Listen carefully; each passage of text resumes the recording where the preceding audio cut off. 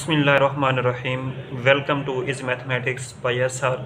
आज इस वीडियो में हम डिस्कस करेंगे पार्टीशन का नेक्स्ट क्वेश्चन नंबर 4 का B part.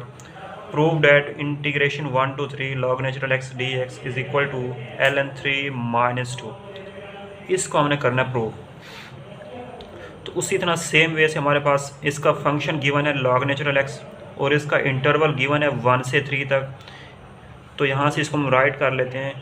Hair f of x is equal to log natural x।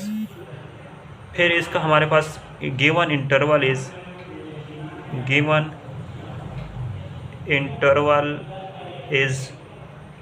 1 to 3। अब इस इंटरवल के हम करते हैं सूटेबल पार्टीशन। तो फिर let suitable partition of 1 to 3 is. अब इसके हम करते हैं पार्टीशन। तो इसकी हम पार्टीशन लेट कर लेते हैं कि इसकी जो पार्टीशन है वो है r² r³ r⁴ r⁻n-1 से r⁻n।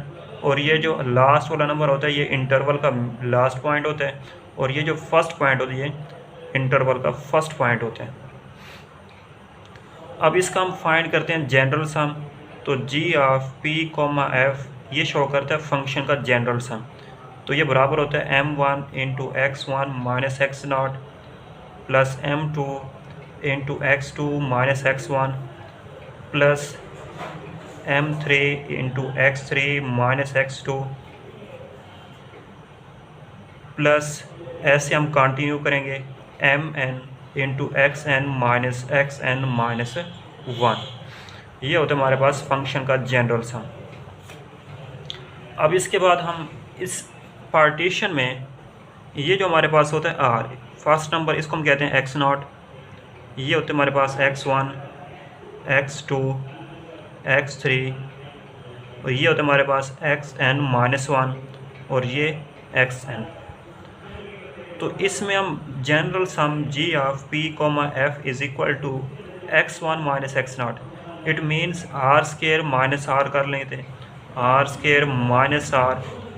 अब यहाँ पे m1 की वैल्यू क्या होती है, उसी तरह जो इनमें से सबसे छोटा नंबर होगा इन दोनों में से। अब छोटा नंबर ये है तो इसको हम फंक्शन में पुट करेंगे। log नेचुरल x में x की बजाय r पुट करेंगे तो ये बनेगा हमारे पास log नेचुरल r। फिर x2 - x1 it means r³ - r²। अब इन दोनों में से स्मॉलेस्ट नंबर r² है तो इसको हम फंक्शन में पुट करते हैं log नेचुरल x में। तो ये बनेगा हमारे पास ln r⁻²। फिर x3 - x2 तो यहाँ पे r⁴ - r⁴ इन दोनों में से छोटा नंबर r⁻3 है। इसको फंक्शन में पुट करने से r⁻3 आएगी। ऐसे हम कंटिन्यू करेंगे। फिर इसके बाद xn - xn - 1 तो ये बनेगा r⁻n - r⁻n-1। तो ज़ाहिर सी बात है इन दोनों में से सबसे छोटा नंबर हमारे पास r⁻n-1 है। इसको दोबारा फंक्शन में पुट करें तो ये बनेगा हमारे पास log नेचुरल r⁻n-1। अब इसके बाद इन दोनों में से कॉमन टर्म हमारे पास आ रही है r। इस r को हमने ले लिया कॉमन, ये log नेचुरल r। इनमें से r तो कॉमन तो बाकी बचेगा r-1। इस log के रूल के मुताबिक जो भी इसकी पावर होती है वो शुरू में आ जाती है। फिर इन दोनों में से जो कॉमन है वो r² आ रहा है। फिर यहाँ पे पावर शुरू में तो बाकी बचेगा log नेचुरल r। यहाँ से r² कॉमन तो बाकी बचेगा r-1 प्लस इसमें भी log के रूल के मुताबिक पावर शुरू में, इन दोनों में से कॉमन टर्म r⁻3 आ रही है। तो यहाँ पे बाकी बचता हमारे पास r-1 और यहाँ पे log नेचुरल r प्लस इन दोनों में से कॉमन टर्म आ रही है r⁻n-1। फिर log के रूल के मुताबिक पावर शुरू में तो यहाँ पे इसका रिमेनिंग पार्ट आ रहा है log नेचुरल r × r-1। अब इन सब टर्म में से कॉमन चीज़ हमारे पास क्या आ रही है? कॉमन आ रही है, एक तो हमारे पास आ रहा है आर कॉमन आ रहा है, और इसके अलावा लॉग नेचुरल आर भी कॉमन आ रहा है, और आर माइनस वन भी कॉमन आ रहा है। तो हम ये सिंपल कॉमन ले लेते हैं आर माइनस वन, और इसके अलावा लॉग नेचुरल आर इंटू ये दोनों कॉमन, तो बाकी बचेगा यहाँ पे आर, ये दोनों कॉमन तो यहाँ पे बाकी बचेगा 2r स्क्वायर फिर इन ये दोनों कॉमन तो बाकी बचेंगे यहाँ पे हमारे पास 3r की पावर 3 प्लस, ऐसे हम कंटिन्यू करेंगे, और बाकी यहाँ पे हमारे पास रिमेनिंग आ जाएगा n माइनस वन आर की पावर n माइनस वन। इसको हम किसी इक्वेशन का नाम देते हैं इक्वेशन नंबर ए। अब इसके बाद हम इस इक्वेशन को लेट कर लेते हैं। इसमें से ये जो हमारे पास टर्म आ रही है इसको हम किसी s के बराबर नाम देते हैं। तो यहाँ पे हमने इसको लेट कर लिया, let s is equal to r plus 2r square plus 3r cube plus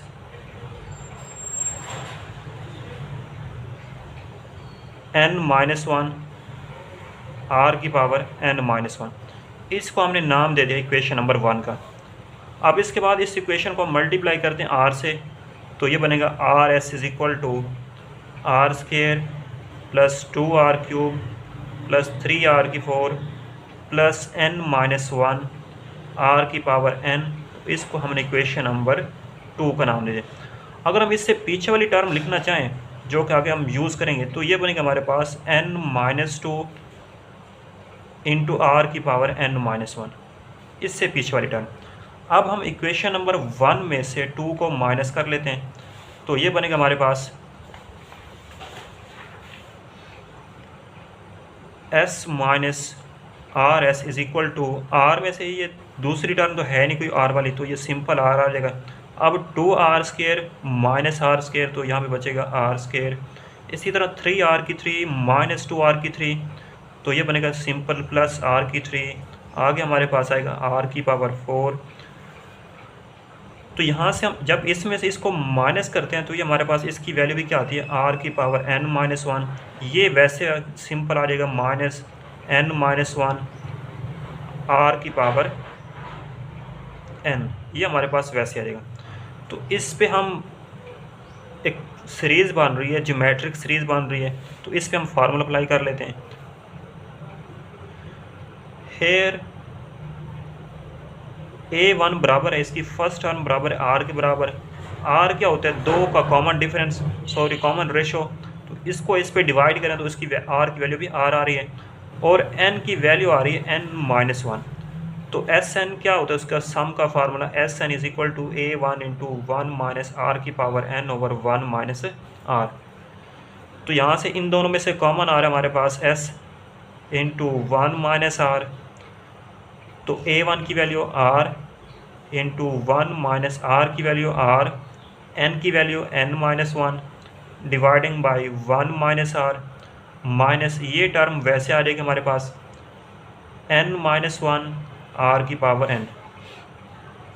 अब इस 1 माइनस आर को इस तरफ डिवाइड कर लें तो यहाँ पे s बराबर आ जाएगा r into one minus are की power n minus one over one minus are का square minus n minus one are की power n over one minus R. तो इस s की वैल्यू को हम पुट कर लेते हैं दोबारा उस इक्वेशन में जहाँ पे इसको हमने लेट किया था। तो जब इसको हम लेट पुट करेंगे, इसको हमने लेट कर लिया तो पूरे के पूरा s के बराबर।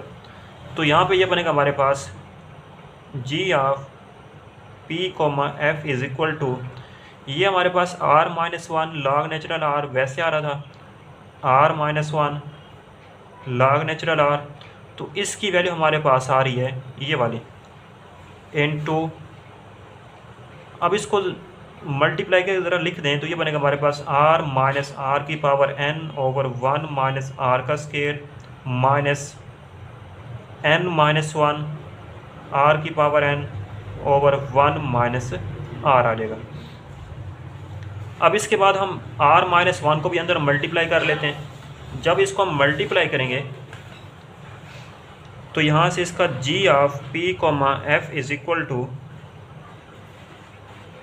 log natural r into r minus are की पावर एन ओवर, अंदर मल्टीप्लाई करेंगे तो ये हमारे पास बनेगा 1 माइनस आर का square into r minus 1 minus n minus 1 r की power N over 1 minus r into r minus 1।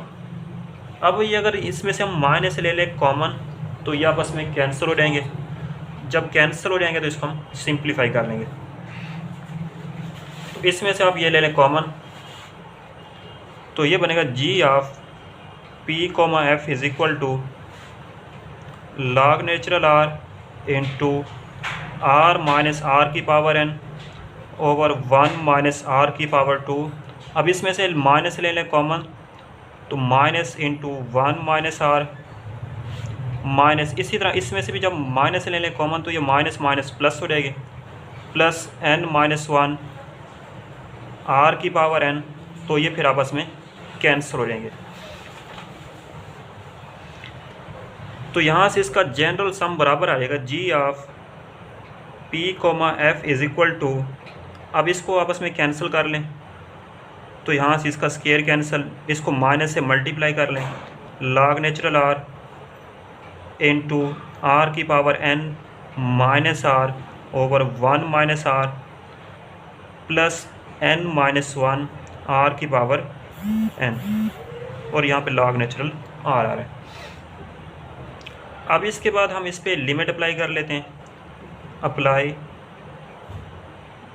Limit r approaches to 1, तो ये बनेगा हमारे पास limit r approaches to 1 G of P comma F is equal to limit r approaches to 1 log natural r into, अब ये जो हमारे पास इसकी जब हम शुरू में इसकी पार्टीशन की थी आर की पावर एन को हमने नाम दिया था 3 के बराबर, तो यहाँ से अब ये नोट कर सकते हैं आर की पावर एन को हमने कहा था 3 के बराबर, और इसके अलावा आर को हमने कहा था 1 के बराबर। तो इसकी हम वैल्यू पुट कर लेते हैं 3 minus 1 over 1 minus r plus, अब इस n को ज़रा मल्टीप्लाई कर लें आर की पावर n को, तो ये बनेगा n आर की पावर n माइनस आर की पावर n।